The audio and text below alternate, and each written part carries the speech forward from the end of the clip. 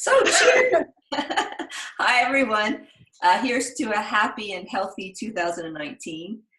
My name is Jana Bell, and I am the president and founder of a registered Canadian charity called Amazon Rainforest Conservancy, or ARC for short. And we are a team of Canadians, Americans, and Peruvians all working together to save threatened tropical rainforest habitats in the Peruvian Amazon. Land that would otherwise be deforested and environmentally damaged by illegal loggers and illegal gold miners. So I met Ashley a few years back in Peru, and we kept in touch. And Ashley now is actually on the board of directors for ARC. And when she asked me to be a guest speaker on this webinar, I had to laugh because a few years back, I would not have been on anyone's guest list to talk about living your passion, doing big things, personal resolutions, and eco goals. I was just an ordinary person doing ordinary things. But that is what's so amazing about life. You just don't know what's around the corner. And for me, it was a trip to Peru in 2011 that changed me and changed the course of my life. And prior to this trip, if you had told me, Jana, you will be the president of a registered Canadian charity doing conservation in the Amazon rainforest, I would have laughed at you. You might as well have told me I was going to be going to the moon. Because prior to this, I lived my life in the most ordinary, cautious manner. And I was pretty much a scaredy cat. I remember as a kid, I was scared of everything. You name it, I was scared of it. Dogs, spiders, the jungle gym at the playground, swimming without my life jacket, although I was a perfectly good swimmer because I had years of swimming lessons.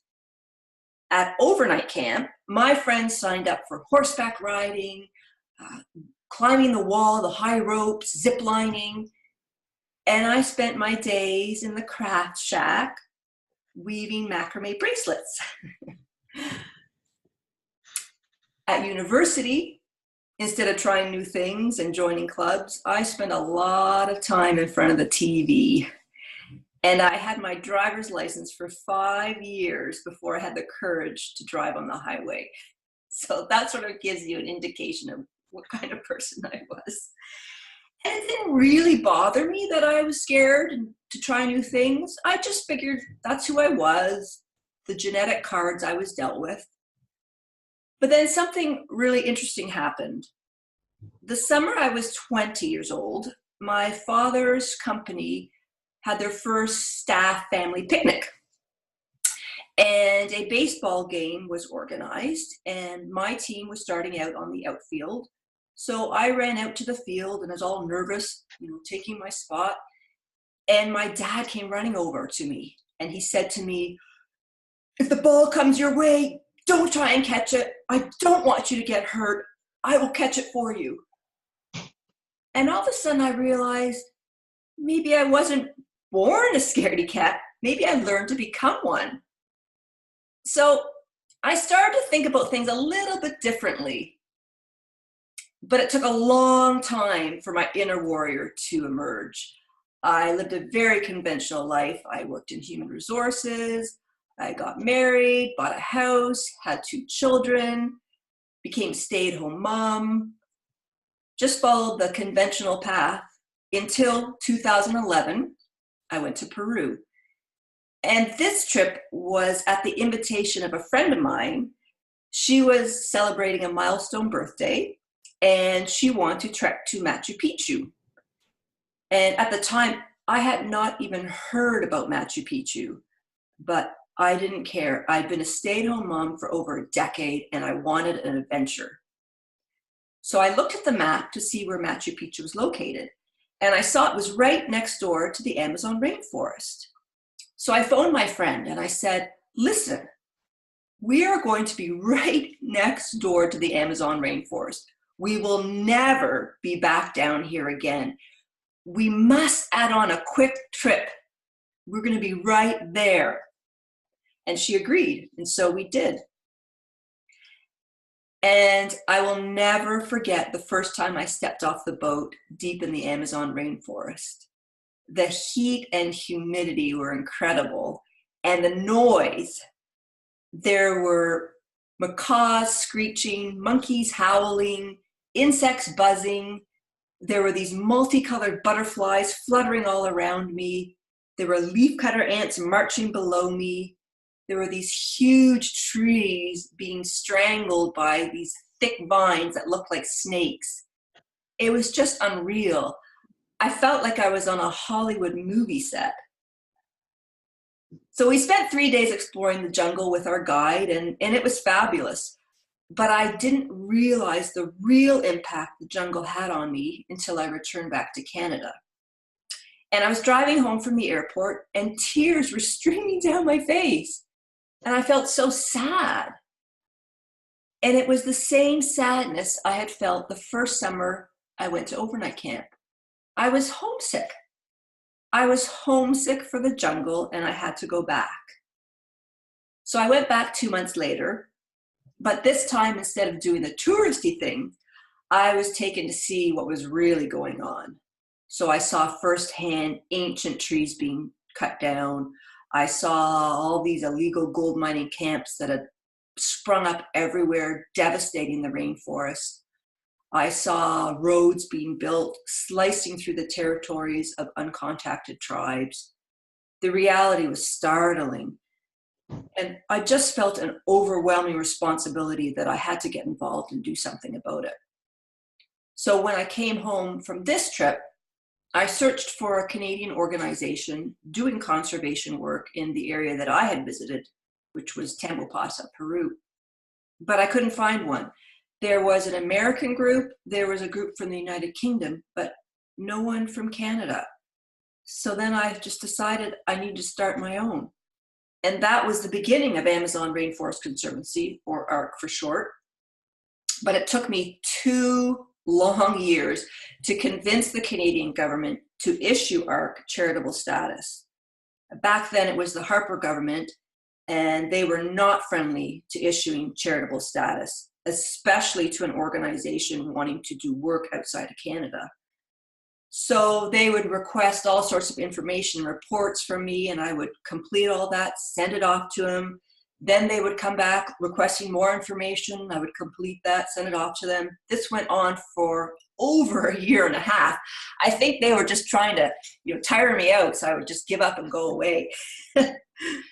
Finally, a friend of mine said to me one day, Jana, you just need to go down there. You need to film what's going on and show them. And I said, that's a great idea. So I rented a video camera, and I went down, and with 2 of my Peruvian friends, we spent 2 weeks filming, and we filmed the chopping down of these beautiful ancient trees. We filmed the illegal gold miners. We filmed slash and burn farming. And then I came back to Canada. I had piles of footage, and another friend of mine helped me edit it all into a 30-minute documentary, which I then sent the Canadian government. And 2 months later, a letter came in the mail, and ARC was issued charitable status. So that's a day I'll never forget. I was so excited after 2 long years, but it was also really scary because that meant I actually had to do something now. So now I do things I never imagined that I would be doing. And I'm proud to say that ARC protects 3,500 acres of pristine, intact, old-growth rainforest. Now, it's hard to picture, how much land is 3,500 acres? So what I tell people is to picture in your mind 1 football field. Now picture 2,650 football fields all laid side by side. And that is the amount of land that we currently are protecting, and we are committed to growing that. So it's a lesson I'm glad I finally learned. Find your passion, find your purpose, and go for it. And have faith. You never know where a certain path is going to take you and how things will connect. And it's kind of bizarre, but for me, it was my love of cats that ended up leading me to starting a charity that does conservation in the Amazon. So growing up, I loved cats and kittens. And I had an older brother who was really allergic. So I had to make do with befriending the neighbor cats. Once I was older and had my own place, I immediately went to the Humane Society. I adopted a cat. Then I started volunteering at this small private no-kill cat shelter. And I would go once a week and clean litter boxes, feed the cats, socialize with them. I really enjoyed it.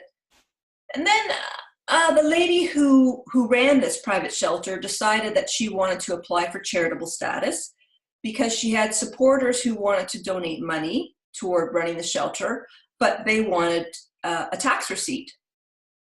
So in order to do this, she had to be a registered charity.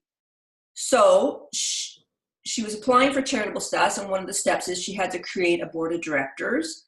And she asked me as one of the volunteers if I would consider being on this board, and I agreed. And that was 17 years ago.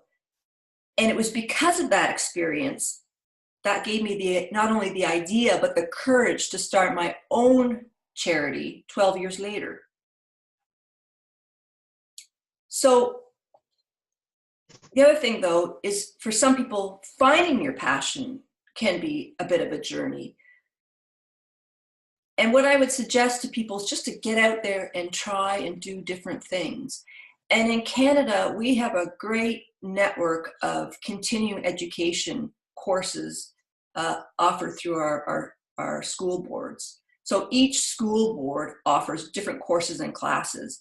And it's amazing all the different subjects that they offer. I mean, there's everything from cooking and learning a new language to making jewelry to wellness courses, creative writing, just everything you can imagine. And they're so reasonably priced.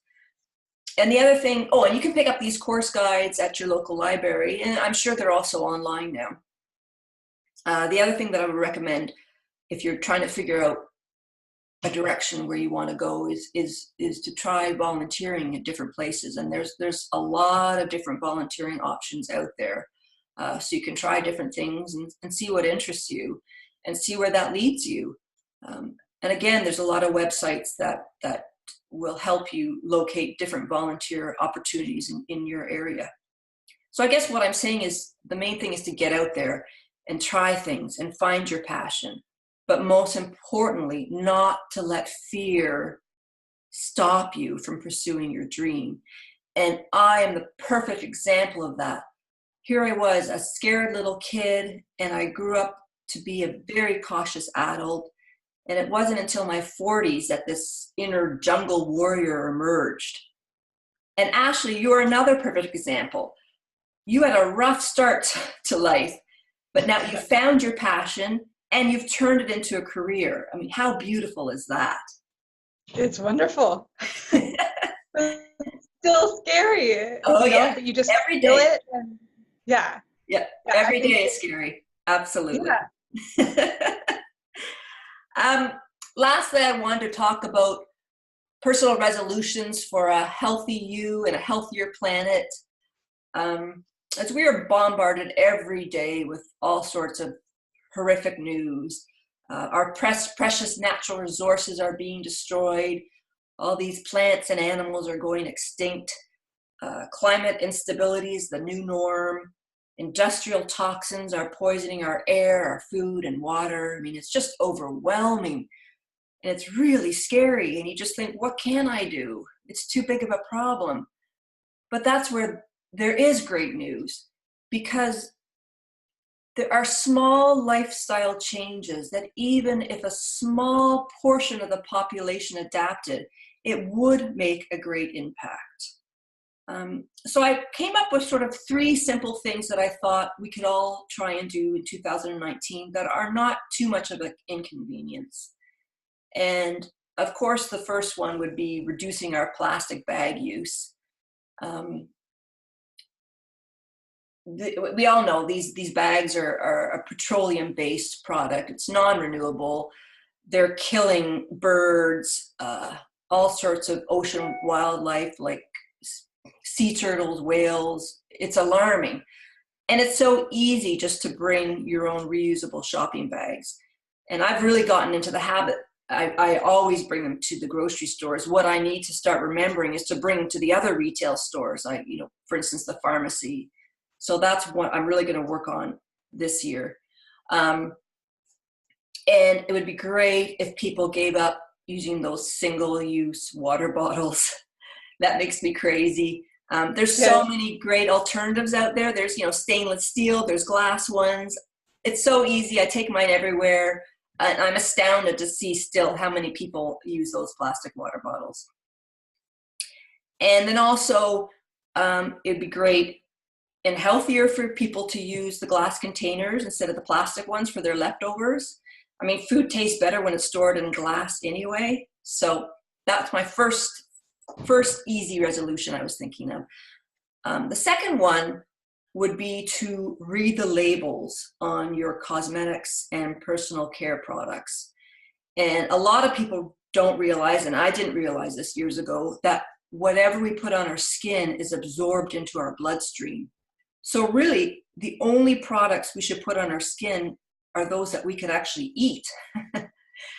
So you got to read your labels and see, and there's so many non-toxic products that you can switch to, and better yet, make your own. And I know, Ashley, you have some recipes on your website, I think, for a face cleanser and a face and body moisturizer, and also toothpaste. So that's great. That's great.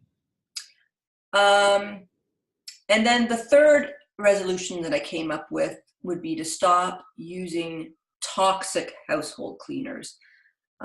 Everything from headaches to cancer has been associated with the chemicals that are in our household cleaners and washing our clothes. And again, there's a lot of great alternatives out there for that. And again, making your own is an option. I have a great all-purpose spray that I love, and it literally takes me 30 seconds to make because it's just water and 4 different essential oils. And it does a great job, and it smells fantastic. And I think, Ashley, you're planning on putting up some recipes for some household cleaners on your website in the future. So those, yeah. So those are the 3 things I came up with that I thought would be easy for us to do, and to help our health and the health of our planet, our home. So that sort of wraps up my talk. Yeah, if anybody had any questions or wanted to get in contact with me, then Ashley, you can give them my email address. But yeah, I mean, I'm just an example of just an ordinary person who now I think I'm making a difference out there, and it feels great.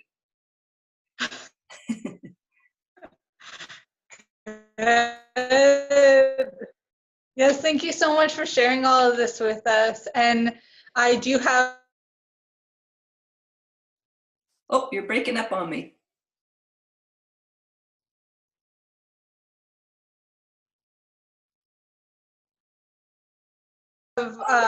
You can find on the website, and even in some of the documents that I posted up on the Facebook group, there's some downloadable. And if you can't find anywhere, let me know, and I'll try to get. And I will post up Jana's top tips following this video as well, along with some added stuff that may be able to make the process a little bit easier for you, since this is stuff that we've both gone through, and I'm sure some other, I know some of you in this group are in this process already, so I'll get that to you for sure.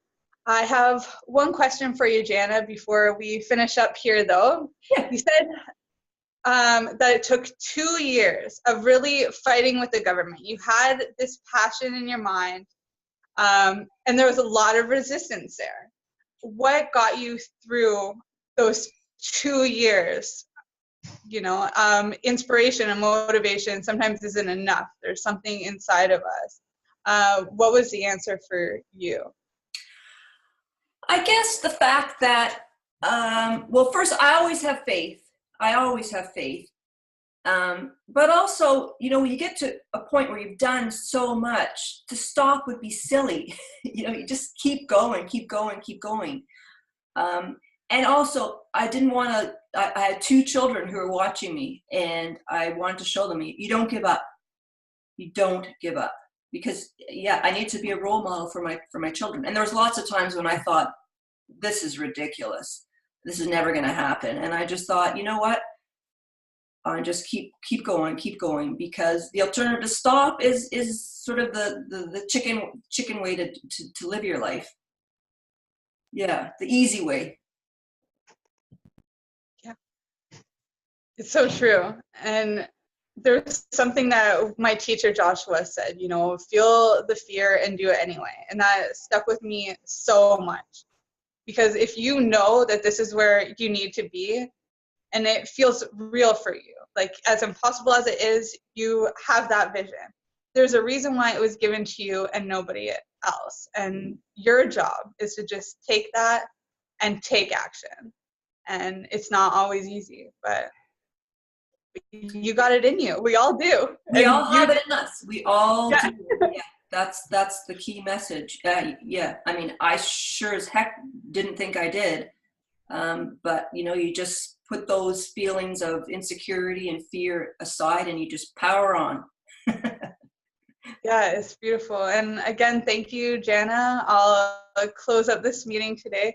If you can find the off button there somewhere, and Okay. bye. Bye-bye.